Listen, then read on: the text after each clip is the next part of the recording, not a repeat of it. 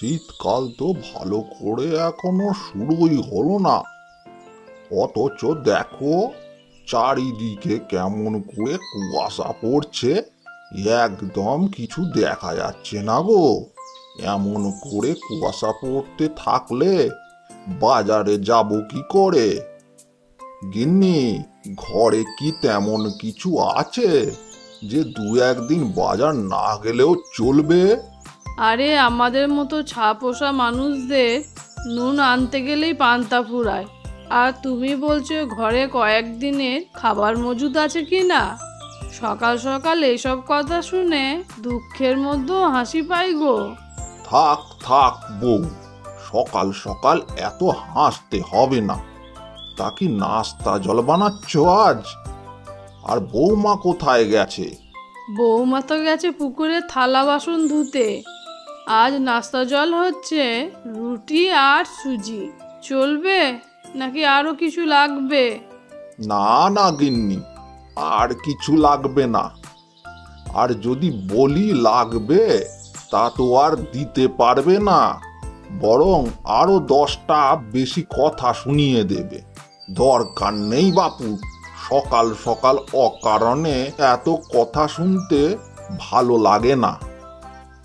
আমার নাতনি তো এখনো ঘুমিয়ে আছে, না হলে ওর সাথেই গল্প করতে পারতাম। হ্যাঁ, এমন কুয়াশা পড়ছে না, ওর আজকে আর স্কুল যেতে হবে না, বরং আর একটুও ঘুমিয়ে নিক। যা বলেছ, আজকে একদম বৃষ্টির মতো করে কুয়াশা পড়ছে, আর চারিদিকে একদম ধোঁয়াশা হয়ে গেছে। এমন দিনে আমাদের কারো বাইরে যাওয়ার দরকার নেই। আর ঘরে যদি কিছু না থাকে, চাল ডাল তো অন্তত আছে নাকি? থাকলে খিচুড়ি বসিয়ে দাও। বাড়ির পেছনে তো দেখলাম কচু শাকে ভরে গেছে, ওখান থেকে কচু শাক নিয়ে এসে ভর্তা বা শাক রান্না করে ফেলো, তাহলেই আজকের দিনটা কোনো রকমে পার হয়ে যাবে। হ্যাঁ, তুমি ঠিকই বলেছ। দেখি বৌমা আসুক, আর তাকে বলবো কচু শাক তুলে আনতে। আমার তো আবার এমনিতেই ঠান্ডা লেগে রয়েছে। এই সময়ে কুয়াশা যদি মাথায় পড়ে তাহলে তার কথাই নেই। তাই বৌমা এলে বৌমাকে পাঠাবো। আমার তো নাস্তা বানানো হয়ে গেছে, নিয়ে আসবো। হ্যাঁ হ্যাঁ, নিয়ে আসো। অনেকক্ষণ আগেই তো উঠেছি, ক্ষুধাও পেয়ে গেছে বেশ।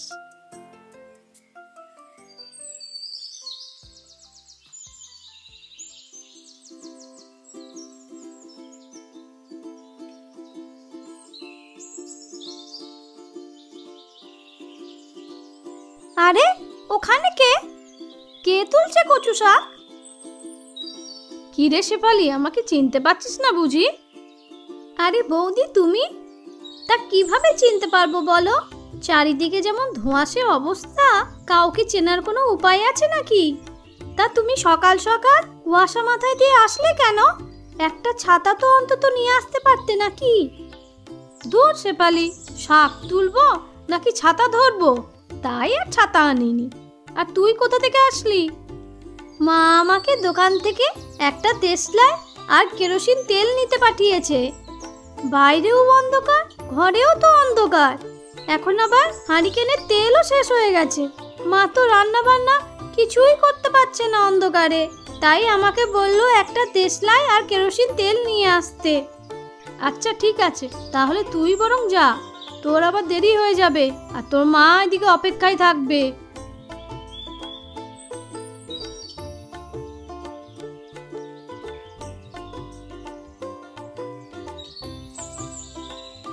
মা মা, তুমি এখানে? বাবা এসেছে, তুমি তাড়াতাড়ি বাড়ি চলো। তাই নাকি? এমন খারাপ দিনে তোর বাবা কেন আসলো? আমরা সবাই তো ভেবেছিলাম এমন দিনে তোর বাবা আসবে না। মা, সেটা আমি কি জানি। তুমি চলো, দাদু ঠাকুমা তোমাকে নিতে আমাকে পাঠিয়েছে। আর বাবা আজ কেন আসলো সেটা তুমি বরং বাবাকে জিজ্ঞেস করো।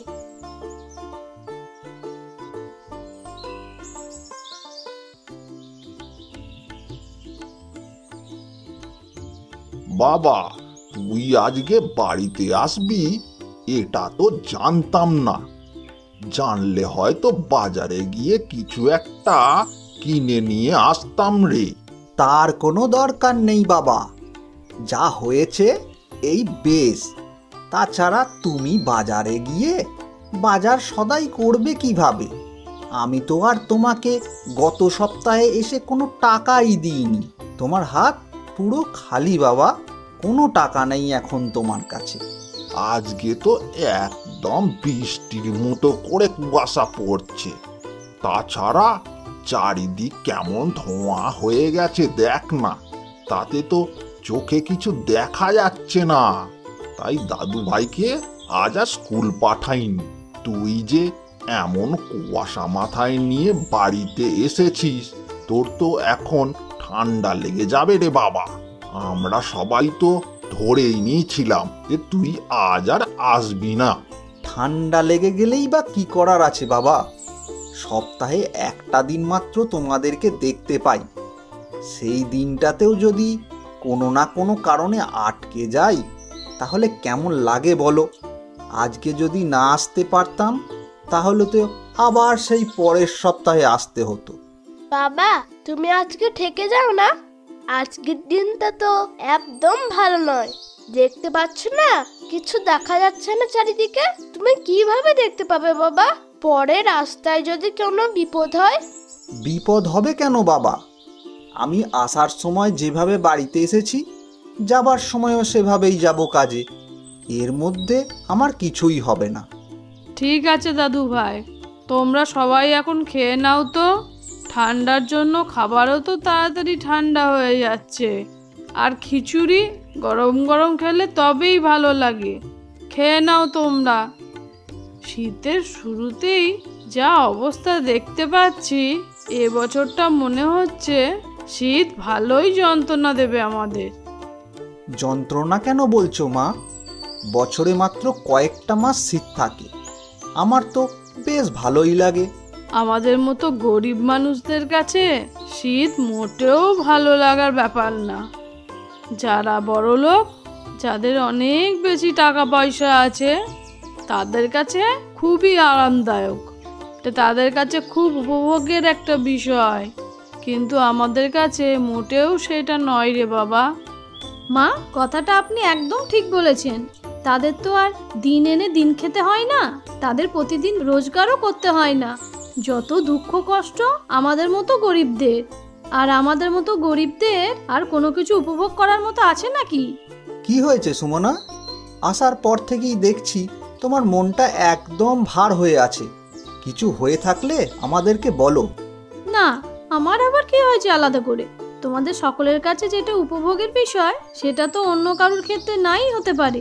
আমি তো শুধু তাই বলতে চেয়েছিলাম।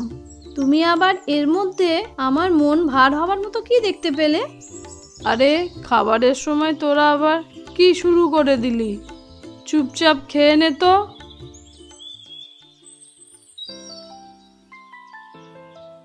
আচ্ছা বউ, কি শুরু হয়েছে বলো তো এই কয়েকটা দিন ধরে? সেই মধ্যরাত থেকে শুরু হয়েছে কুয়াশা পড়া, আর সারাদিন কুয়াশা পড়তেই থাকে। যার দরুন চারিদিক 24 ঘন্টা শুধু ধোঁয়াশা ধোঁয়াশা। মনে হচ্ছে শীতের হাওয়া শুরু হয়ে গেল। দেখতে পাচ্ছ না কেমন ঠান্ডা বাতাস বইছে চারিদিকে? গায়ে চাদর জড়িয়ে থাকার পরেও শীত মানছে না গো।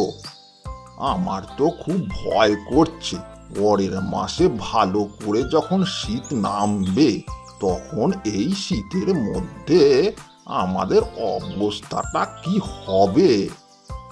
আমরা কি বেঁচে থাকবো, নাকি এই শীতে পরপারে চলে যাব? এত ঠান্ডা তো আমারও সহ্য হচ্ছে না তো। তবে এই আগুনের তাপে একটু ভালোই লাগছে। কি বলো তুমি? কি জানি গো গিন্নি, আমি তো টেরই পাচ্ছি না আগুনের তাপ। শুধু তীব্র ঠান্ডা হাওয়াটাই গায়ে এসে লাগছে। মনে হচ্ছে সরাসরি একদম হাড়ে লাগছে ঠান্ডা। কয়েকটা দিন ধরে তো কোনো রোদ ওঠার লক্ষণই দেখতে পাচ্ছি না। আর এদিকে নাতিটাকে নিয়ে ভীষণ ভয়ে আছি, ও না আবার অসুস্থ হয়ে যায়। আমরা তো ওকে ঘরের বাইরে বের হতেই দিচ্ছি না গিন্নি। এই কয়েকটা দিন ঘরের মধ্যেই থাক। শীতের হাওয়া কেটে গেলে তখন একেবারে বের হোক। ছোট মানুষ তো, অল্পতেই আবার অসুস্থ হয়ে যেতে পারে। চায়ের দোকানটাও তো সুখেন বন্ধ করে রেখেছে আজ কয়েকটা দিন। না হলে তো ওখানে গিয়ে রেডিওতে শুনে আসতে পারতে শীতের কোনো খবর আছে কি না। আর এই শীতের হাওয়া কবে নাগাদ শেষ হবে আর ভালো লাগছে না। শীতের সকালে মিষ্টি রোদটা গায়ে এসে পড়লে কতই না ভালো লাগে। আর এখন দেখো কি একটা অবস্থা, ঝিরঝির বৃষ্টির মতো করে কুয়াশা পড়ছে। 10 হাত দূরেও কিছু দেখা যাচ্ছে না স্পষ্ট করে। আচ্ছা, তুমি এখানে বসো, আমি আদা গরম মশলা দিয়ে চা বানিয়ে নিয়ে আসি। দুজনা মিলে এখানে বসে বসে চা খাবো, দেখবে খুব ভালো লাগবে। দাঁড়াও, আমি এক্ষুনি গিয়ে নিয়ে আসছি। ভালো কথা বলেছ তো গিন্নি। তাহলে আর একটা কাজ করো, গাছ থেকে একটা লেবুর পাতা চায়েতে ছিঁড়ে দিয়ে দাও, ভালোই লাগবে। আচ্ছা, ঠিক আছে।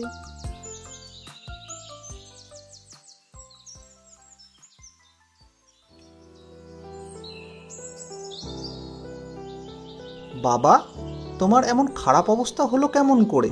আর আমাকে কেন তোমরা জানাওনি? আজ সাপ্তাহিক ছুটি, তাই বাড়িতে এসেছি। বাড়িতে না আসলে তো জানতেই পারতাম না তোমার এই অবস্থা।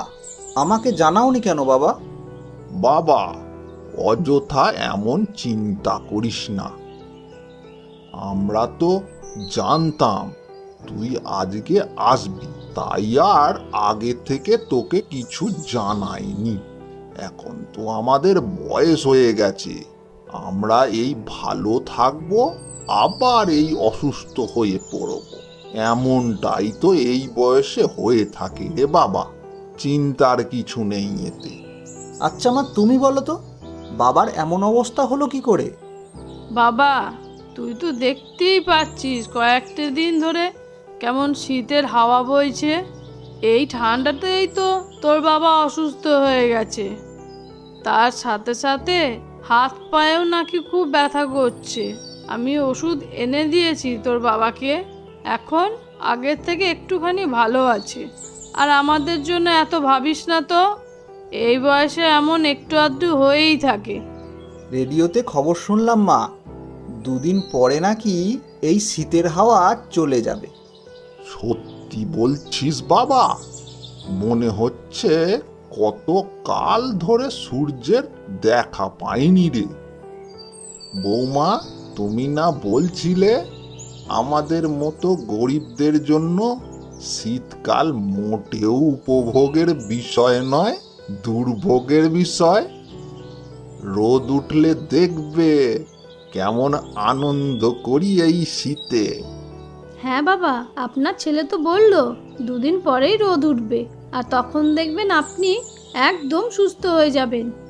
ঘরের সামনে বসে রোদ পোয়াবেন আর নাতির সাথে খেজুরের রস দিয়ে চিতই পিঠা খাবেন, আর আমি আপনাদেরকে বানিয়ে দেবো। একদম ঠিক বলেছ বৌমা।